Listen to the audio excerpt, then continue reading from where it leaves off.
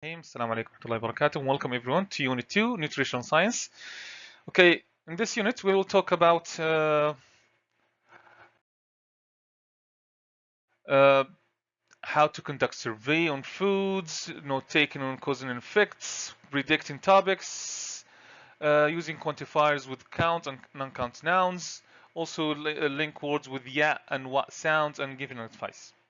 So without further ado, let's begin. First, we will start by learning how to gather information and ideas to conduct a class survey on food preference. Why food preference? Well, it's a relatable topic that everyone has opinions on, which makes it the perfect starting point for honing our skills in data collection.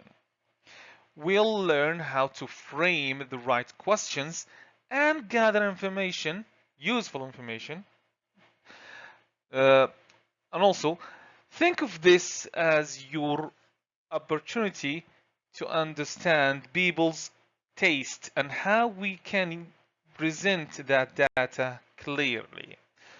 Next, we will move on to predicting topics or ideas from context. This is essential when you encounter new information in real life or in text. By focusing on keywords, phrases, or even titles, you can often predict what the main ideas will be. We'll practice this skill together, and I'm confident on you all that you will find it useful in everyday communication. Next, let's talk about our third skill for today.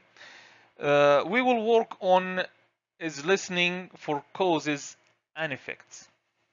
Now, why is this important? In conversations, understanding not just what happened, but why it happened is crucial. When you master listening for cause and effect, it makes you a much better communicator because you can follow the logic of any conversation or argument.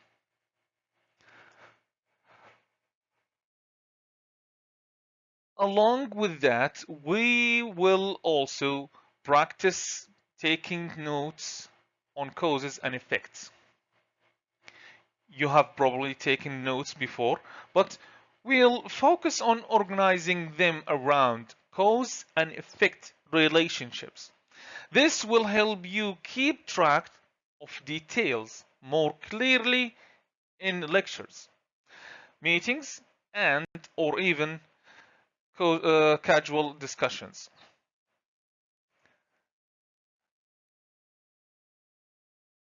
Now let's talk about adjective-noun collocations. These are common combinations like strong coffee or heavy rain. Using these combinations correctly helps your language sounds more natural. Together, we will explore these collocations and practice making your speech sounds more fluent.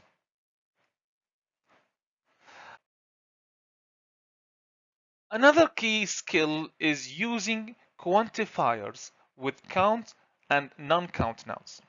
Quantifiers words like many, much, few, and little can be tricky because you need to know when to use them with countable things like apples and uncountable things like water. This small but important grammatical detail can really refine your language. Next, we'll work on using link words with yeah and what sounds. These are the soft, smooth sounds that help connect words in speech. For instance, when we say you and I, the ya sound between you and makes the speech follow naturally. These are the small details that make you sound fluent and polished when speaking.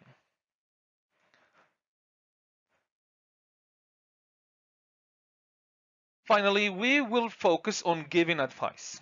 Advice is something we all give and receive, whether it's from a friend, teacher, or a family member. But how do we phrase it politely and effectively? You will learn some useful structures for giving advice and then practice applying them in different situations. In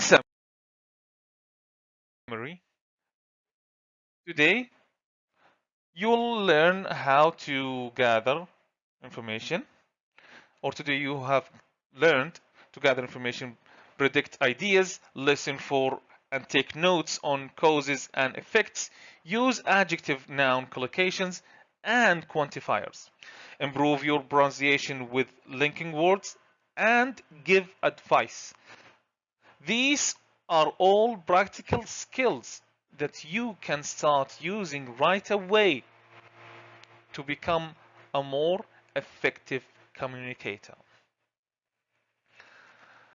And that's it.